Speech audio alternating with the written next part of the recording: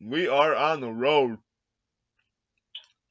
How you doing today, Tim? Man, I'm doing all right. I'm sorry if I might be eating a little bit. I haven't eaten anything all day, and I just got home from work like an hour ago, or I just got off of work an hour ago, and I had to do a bunch of It's shit when all I get right. home, and now I'm finally being able to sit down and relax and chow down. Yeah, I've been at school for like 13 hours, so that's been my day. But super excited for C2E2 tomorrow. Uh, anyway, so we did the C2E2 episode last week. So tonight we didn't feel like picking a topic, so we're just gonna talk about whatever. So Yeah, so have you? last week, wait, what'd you say? I was about to ask if you have you caught up on Riverdale. I didn't see last night's episode. Last night's was a repeat. Oh, if it was a repeat, then yeah, I'm caught up. All right, cool, man. What do you think about everything so far? It's interesting. It's kind of all over the place, which I guess is cool. I don't mind. I like that it's the positive about that about it being all over the place with like 10 different plots is you don't know what to expect. You don't know what's coming up. Uh, some plots they revisit like 2 episodes later, and that's really refreshing. Yeah, Uh, uh, I don't know what to make of Chick because he's like he's evil, but then like at sometimes it's like maybe he's not quite yeah. evil. Maybe Maybe he's he's not just evil. He bullying. just got in this, he just is in a fucked up place, where like, Yeah, and now that's the only lifestyle that he knows or whatever, and he didn't know how to change. But yeah. I really like this transition that Cheryl's going through. Oh, same. I really love that plot. They've given her a lot more character. They've given her a lot more character over the last few episodes instead of her just being the jerk of the cast. Instead of her being the mean cheerleader and hating everybody, she's become a little bit more of a person in the last few episodes. I think it's easy to sympathize with her, and that's what I like about shows when they do that. And you're like, oh man, poor Cheryl, but then you're like, oh wait, she was rude to everybody. So then you're kind of like conflicted, and I like that because that's how we all are. Like nobody in real life is like 100% mean or 100% nice. We're not all quite in the middle 50-50. Some of us are 80-20. Some of us are 70-30, and that's what makes us human is that we're not perfect. So I like that how she's not just rude all the time. We could relate to her and see her grow. Yeah, and we're learning more of her backstory and stuff. Like I was talking with Tonio and Dalen about this. It wasn't on our podcast episode. It was on the same group chat call that I used for that podcast though. Yeah, And we were talking about I brought up Cheryl's arc, her current arc. I was like, ooh, Cheryl's a lesbian with the serpent girl now.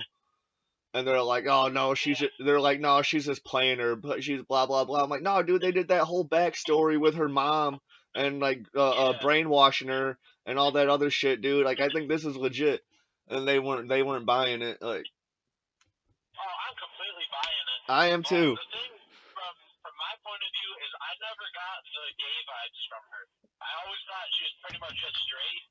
Uh, Well, not to say that other people would their judge them, their whole but I families just thought she was straight. their whole family's all fucked up, all inbred and whatever, and like, Okay, true. oh My sister said she actually got the gay vibes from Cheryl, which I didn't expect. Uh, yeah, like, like my sister saw it, but I didn't. I don't know. and your sister's a little kid too. Yeah, but I didn't see it either, but when I knew right away when that serpent girl was like went to go hang like was sitting next to her at like Pops or whatever the oh, fuck they were. yeah, I yeah, was all like, yeah, oh, yeah. this shit's gonna happen. But I never ever sensed They it from her telegraphed it. character. Yeah, they kind of telegraphed it around that scene that you're talking about, but I Yeah, wouldn't have seen it coming. yeah. Uh, all right, so I don't know if anybody even listens to On the Road, but For those of you that remember the dude we started to roast last time, his name was Chris. He has the worst comic I ever seen called Clarity Girl. I had to unfriend him, okay? I was tired of his posts, and this is what really ticked me off. I gotta remember to pack those. Okay. I only had him added because he added me, and I hated his art, so I took the opportunity that I would just roast his art every time I seen it pop up. But this is what ticked me off. Is he said Blumhouse, if you don't know Blumhouse, it's the company that made Get Out, they made Hush, they made The Green Inferno, they made all those Ouija board movies. They're coming out with the new Halloween movie. That's all through Blumhouse Productions. Yeah. They're one of my favorite companies. I love the content they put out. Yeah. And then Chris posts, he says Blumhouse is like the Taco Bell of horror. I commented, I was like, you're an idiot. And he liked my comment. I was so done with him. I was so done just because he could think that Blumhouse isn't good. So I just went and deleted him. If this were a regular friend, if this were you, I wouldn't have deleted. Hello? Hello?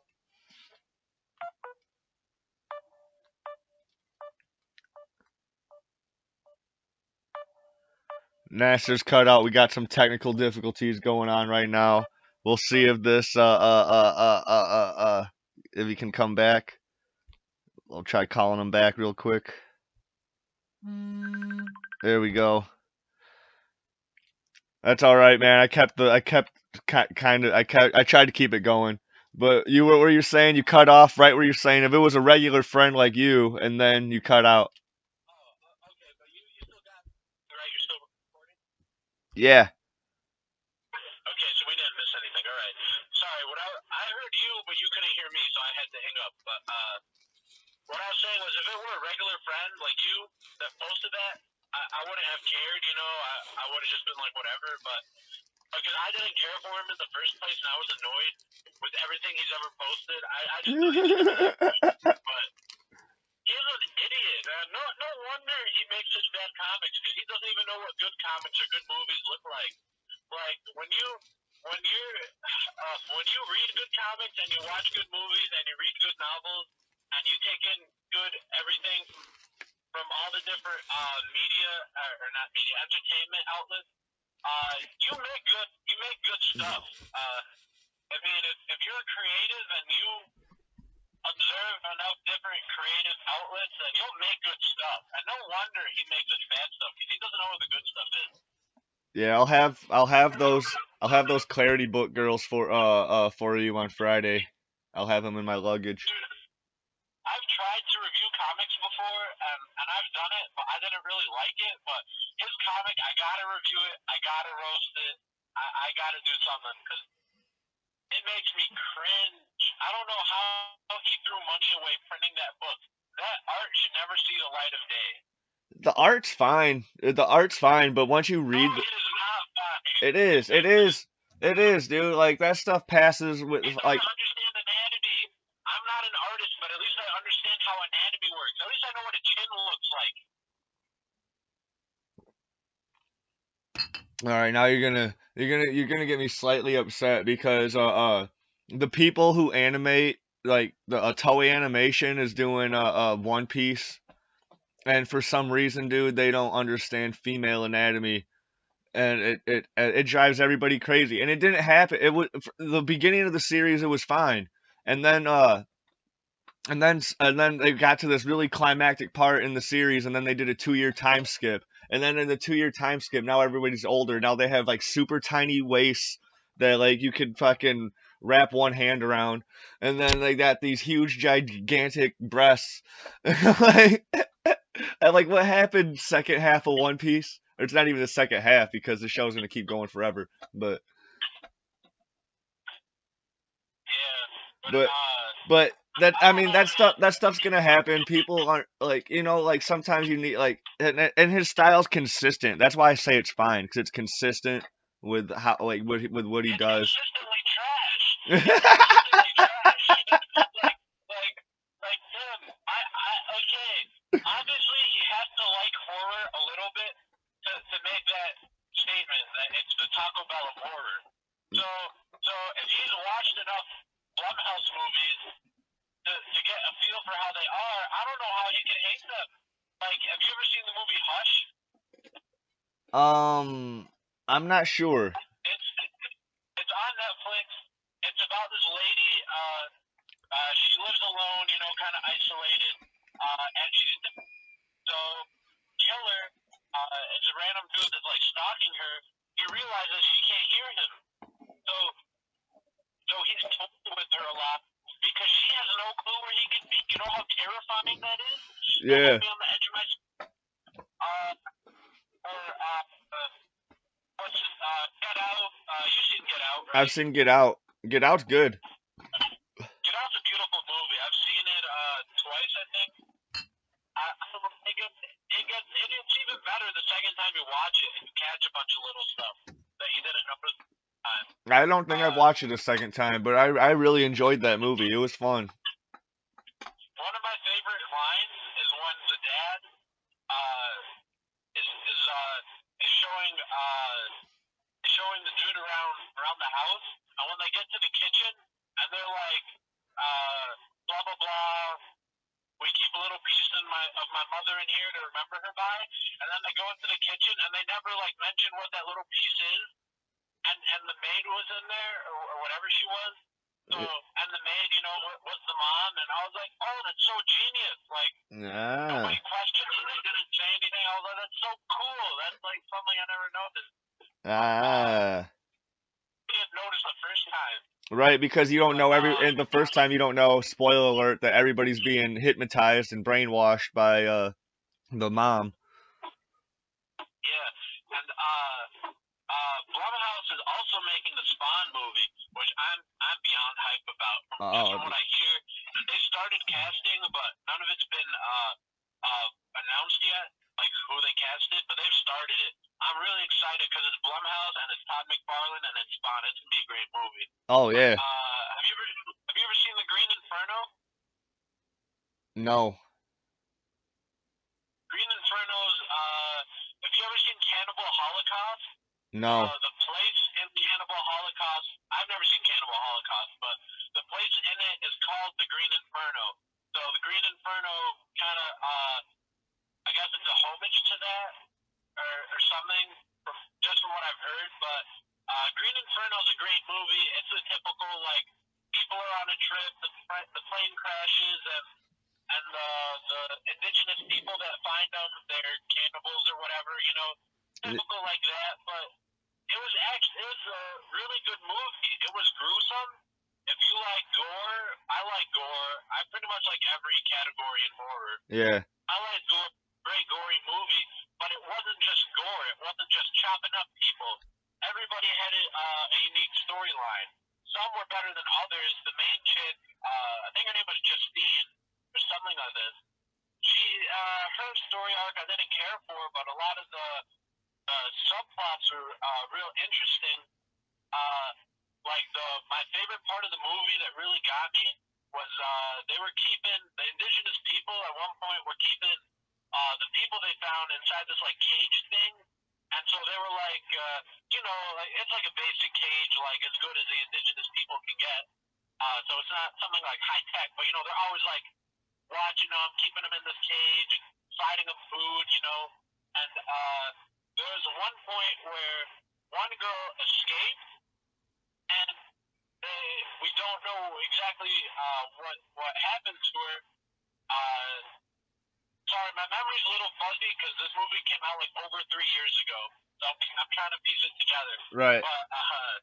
But anyway, so one girl escapes, and then later, the people that were still there inside the cage, they slipped them food, right? It was little soup and bowls, and so they're slurping it out the bowls. Each person has their own bowl, and one girl was slurping it, and then at the bottom of the bowl, she saw a part of skin that had a tattoo on it, and it was that girl's tattoo. So she realized, like, oh no, she ate my friend, and nobody else realized it at the moment except for her. So she slams the plate on the ground, so it breaks, and with one of the front parts, she just slits her own throat. No, I'm like, no. wow, that really, I didn't like see it. Like, that was just, Oh, it was like, no. it Oh, was like one instant.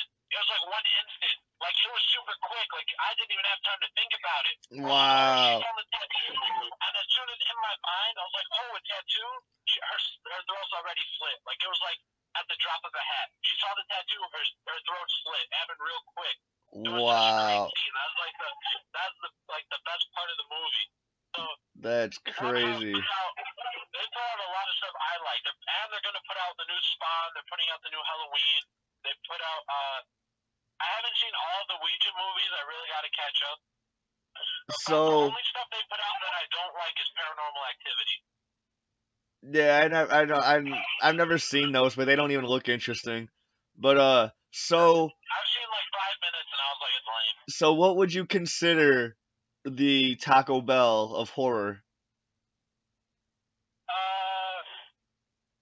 I wouldn't say it's like one specific company. I Right. would say it's really those movies that are on Netflix that are like the typical low budget movies that they don't add anything original. They're just all generic, kind of like repetitive, like big breasted blonde being chased by a guy with a knife, and then she trips over a ladybug, and then it's like that stuff, and it doesn't add Trips anything. over a ladybug. Like it's that sort of stuff is what I consider the Taco Bell. But I'm gonna be honest, I actually like Taco Bell. But But you know what? You get the reference. It's just cheap or whatever. It's cheap and easy. yeah, I get the reference. It's supposed to be like But if you enjoy Taco Bell, you'll enjoy Taco Bell horror. You know it's stupid, but it's still entertaining. I mean, I'll watch it. I watch it all the time because Netflix doesn't usually get good scary movies. Netflix gets good everything except their scary movies. Right. But I don't know. I'll watch it, but I'll watch that like low budget cheap stuff that they get on Netflix. But I don't know. My favorite stuff ends up being different kinds of slasher stuff. Scream, like I pretty much say every day. Scream is my favorite horror movie. Scream is really good. Next up is probably Wes Craven, The New Nightmare, or Lights Out. Lights Out, I seen that in 2016 when it came out. I still got to see it a second time. I really loved it. I just haven't gotten around to seeing it again. I don't have time to rewatch stuff. I think New Nightmare is the first Freddy movie that I've actually really like. That was the first movie that I actually saw as a kid that I actually paid attention to for Freddy movies. The other ones I didn't really care for. I mean, they came on every Friday the 13th and they would play like all day long and whatever. And like all the horror movies would, because before that, like back then, there wasn't a whole lot of them, and now they can just play a whole run of Friday the 13th all day, or whatever. But back then, you only had a couple and whatever, and then they would play the Chucky movies, they'd play the Jason, they played all that shit Friday the 13th when I was a kid, and now. And I never really paid attention to any of those movies, but New Nightmare was the first, was the first one, and I really enjoyed that movie. I thought it was brilliant. Yeah, like I don't care for most of the Nightmare on Elm Street stuff. Like, I remember I wanted to watch them, and I found all except for the 20 one where even like a set of them, and it was like $8 for like 7 movies, so I bought them. Then I watched them all with my brother. They were okay. I'd have to say the best ones were the best one was New Nightmare. The second best one was just the first Nightmare on Elm Street. The rest are just okay. Sometimes they get a little too repetitive, and they're not always as unique as they could be. I feel they missed a lot of chances with Freddy versus Jason. Oh, that was just the cash grab, sell merchandise and all that, dude. Dude, when I was in 6th grade, they were talking about that movie, making that movie, along with Alien vs Predator. Like all those movies were being talked. They even had a game for like the Genesis and the Super Nintendo, Alien vs Predator. Yeah, like in my opinion, crossovers are supposed to take out. They're supposed to. Okay, because when you have one franchise, you have one series, whether it's a movie or it's a comic or a show or a novel, whatever it is, uh, you always see the strengths and weaknesses. No matter what it is, nothing's perfect. Like Yeah, you'll find flaws in everything. But then absolutely. when you have a crossover, the flaws are supposed to get less and less because you know what's good about each one, you know what's bad about each one. So now you can play up the strengths of both. Yeah, It's easier to do that with a crossover, in my opinion. So when you got Nightmare on Elm Street, that's a franchise about how you got to stay awake. So what do you got to do? You got to take lots of caffeine. You got to take lots of uppers. You know, you got to try to stay awake for as long as you can, because if you're dreaming, he can get you. yeah. You gotta start smoking Uh, meth.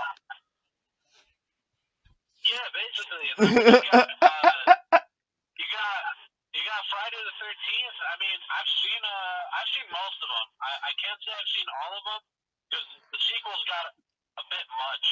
I've seen the first 3 or 4 plus like the remakes. Or no way, I think there was just one remake. Now it's slipping me. I forget. But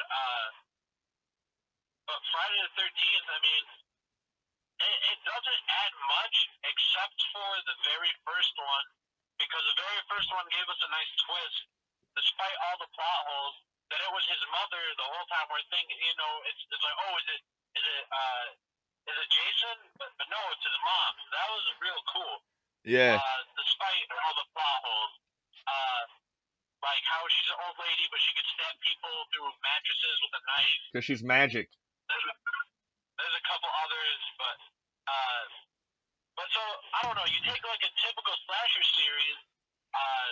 If you could, I don't know if you technically label them slasher or exactly what you would label Friday the 13th, but when you cross that over with Nightmare on Elm Street, you got a chance to play up uh, all the positives you could take from the masked dude with the hockey stick and all the slasher elements, and now that's in real life. So in real life, you're in danger, and if you go to sleep, you're in even more danger. You Yeah, die in your dream, you die in real life.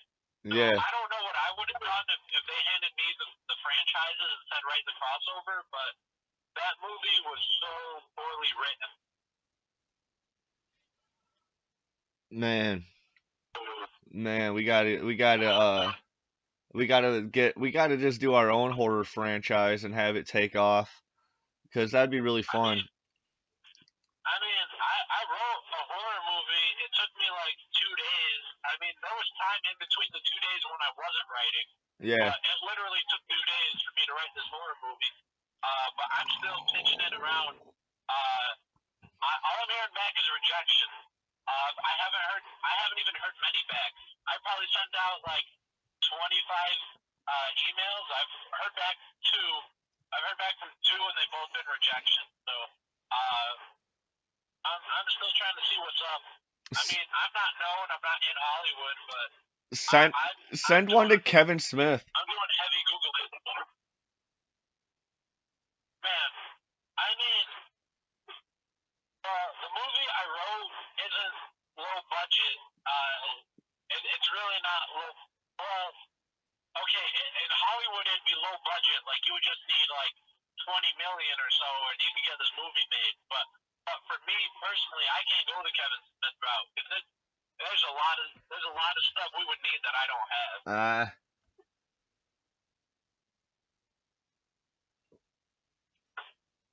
A lot of stuff, man. Yeah, you gotta take out a loan. You gotta rent some equipment, man. Like that's what everybody does at first.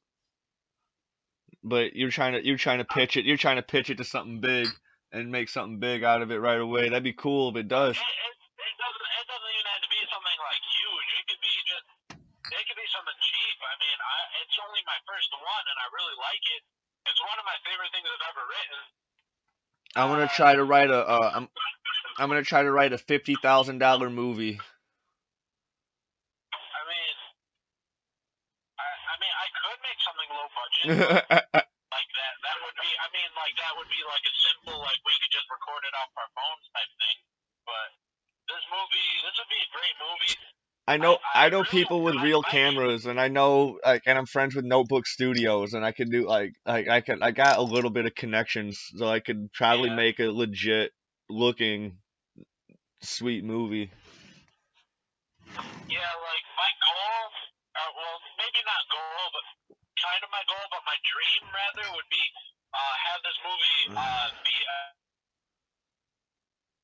Netflix original because, Yeah, in my opinion, Netflix and Hulu, they're the future. that's the I biggest like Netflix audience. more than Hulu, but Netflix Netflix has the really biggest is the game audience for changer. sure. Netflix is the game changer. Yeah. Netflix is the game changer, and honestly, I could see in 2018 right now, I could see by 2025 or even earlier, like we'd just be done with cable TV. Like everybody loves to binge watch. Everybody loves watching from home. Personally, I hate going.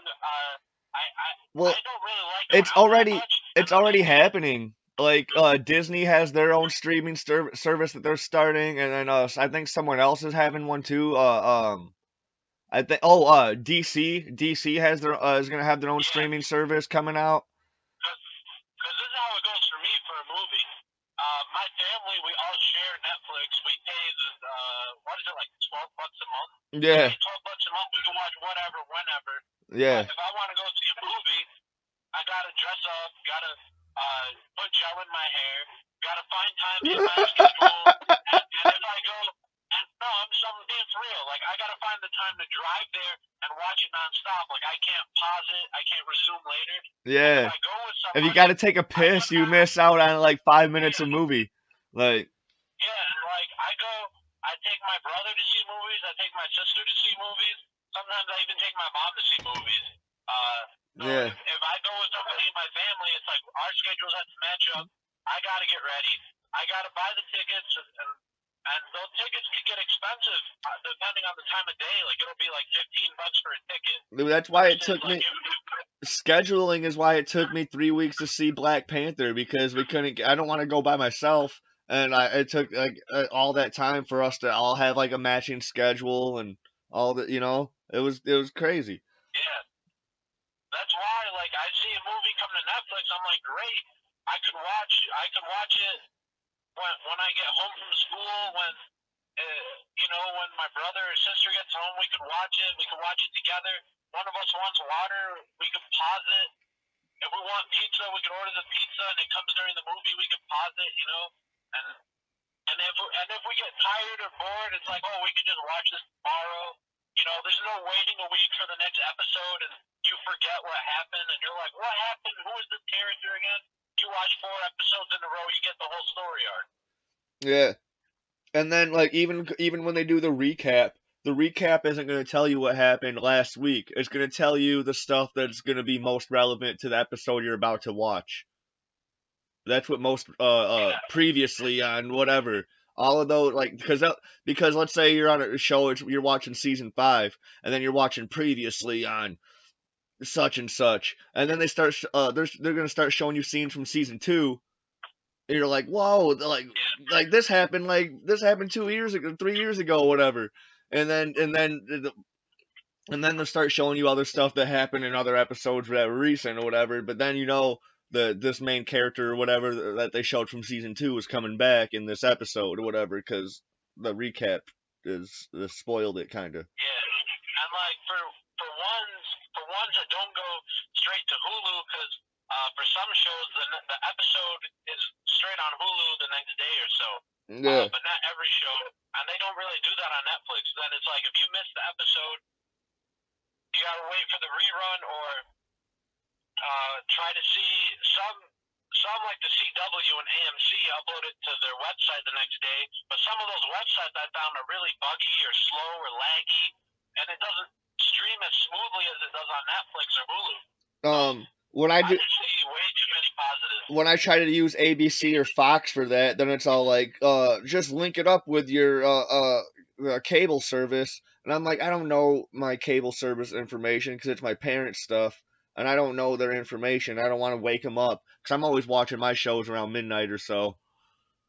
And then like I don't want to wake him up and be like, "Hey, what's your fucking Comcast account?" Or whatever. They're like, "Dude, fuck you." I'm like, I got a story like this. I wanted to catch up on Walking Dead once, yeah, and I needed my mom's information for to put into AMC for the cable provider, whatever. yeah. So my mom just went to bed, like, and it was the middle of the day. It was the middle of the day, but she just went to bed to take a nap. Yeah. But I know she just went into her room. So I sent my brother. I was like, "Can you ask mom what the password was?" He walks in there. She just starts yelling like, "I was asleep. Why'd you wake me up for this?" And finally, she tells him the password. The password was the wrong password. So I so I'm like, I just want to watch The Walking Dead. I just want to catch up. But here I am with no password, and mom's angry. I'm crying right now. Yeah. Oh my Yeah, god. that was funny. Oh my god. Dude, I'm legit crying. I don't know, but if nothing happens with the script I wrote, then oh well, I wrote it. I had fun writing it. It wasn't a waste of time because I Right. liked how I spent the time. And it could always happen in the future, but even if it doesn't, I don't mind. I liked it. It's mine. If it just sits there for the rest of the time, I'm cool with that. I had fun. That's what's up, man. That's all that matters. Oh, I can breathe now. Yeah. Woo. It's been a busy writing year for me. I know, you've written like 800 scripts already this year. What's today? April 5th? Yeah. Today's the 5th. As of today, I wrote 107 comic scripts. This year alone, I've written a movie. I wrote half a novella that I self-published, and I'm 2 chapters deep into another novel. It might end up being a novella, either that or a novel. I don't know yet. But I've written 2 chapters of another prose writing. I'm getting a lot of stuff done between dying at school, you know. Between dying in school.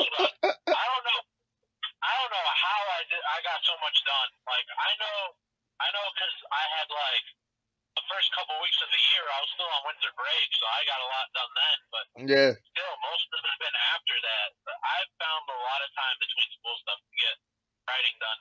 And with C2E2 tomorrow and Saturday and Sunday, I'm hoping to find some artists for some of the stuff I've done.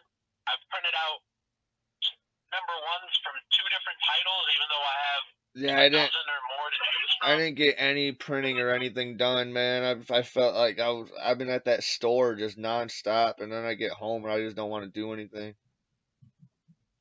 Well, I mean, you could always like talk to them about it Yeah. and ask if you could email them scripts. Yeah. But I didn't want to do that. Like I did that last year, just a tiny bit, just with like 2 or 3 people.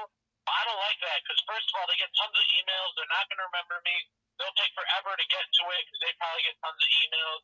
But if I give them the hard copy, they'll see it when they're packing or unpacking or when they're in the hotel room after the show and they're trying to relax. And they're like, "Oh yeah, you gave me the script. Let me read the first page.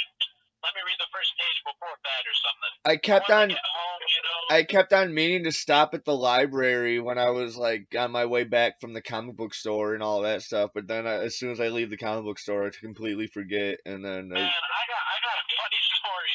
I got a funny story about my trip on Wednesday, which I didn't even show you what I picked up. I didn't show you what I picked up either.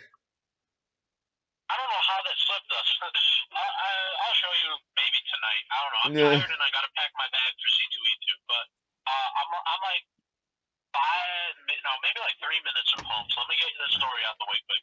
Alright. So I was at the shop. I'm at the shop, and this shop I've been going to it for like 2 or 3 months now because I got tired of the old shop. Yeah. I just got tired of it. It was years of a lot of focus stuff, but so I had a really nice bag that they had given out that my old shop gave out at C2E2. It's a really nice bag. So they wouldn't have to use plastic bags because they were getting rid of all their plastic bags. Oh, I heard Chicago's getting rid of all plastic bags in general. Sort of. They have like a 7-cent tax on each bag. Yeah. So I have this nice I go to my new shop, and they're like, "Do you want a bag for 7 cents?" I'm like, "No, I have my own." And so the books, I just put them in that bag. From the other shop, I just take them home. And so there was this chick that was at the register on Wednesday, and so I was there with my brother and my sister, and we were picking out all our books and whatever. So I go to pay, and then the first thing she says is like, "Do you want a bag for 7 cents?" I'm like, "No, I have my own." She finishes scanning everything, and she grabs my card, and then she's like, "So did you want a bag for 7 cents?" I was like, "I just told you I have my own." like you literally just asked me this. Yeah. Dude, I'm pissed again, though. So like, I didn't notice until I got home, but they keep on giving me motherfucking when I ask for bags and boards, they keep on giving me like Silver Age bags and boards and like in a set for I buy 7 books. I'm like, I need 7 bags and boards, and then they already have them pre-made in this one box. Well, there's only one time that I've gone in like the past month since they've remodeled, and or they didn't remodel, they just rearranged. Uh, there's only been one time in the past month though that I've gotten the right size bag and boards, dude. I was like, Yeah, that's bogus. Mine, I don't have them bag and boarded for me like when they pull them, because I got my list of subscriptions that they pull for me. I yeah. don't have them bag and board them. I just buy bags. I just buy a pack of the bags and boards. Well, When I get low, I just buy them again. yeah, I have that stuff, but because I'm just bagging and boarding and all this other old stuff that I have. That's what I'm doing with all those. So this just to save the hassle. And even then, they've sold me the wrong stuff. All right, man. Well, I am parched, All right. and I will see you tomorrow. It's gonna be great. I'm seeing you all weekend. Actually, we're gonna get lit. We're gonna buy lots of stuff we don't need. I'm gonna buy you a beer. You can't. I'm not 21 till July. I can buy it and hand it to you and get in trouble probably. Shut up. Anyways, I will talk to you later, Tim. All right, we're off the road. I'll see you later.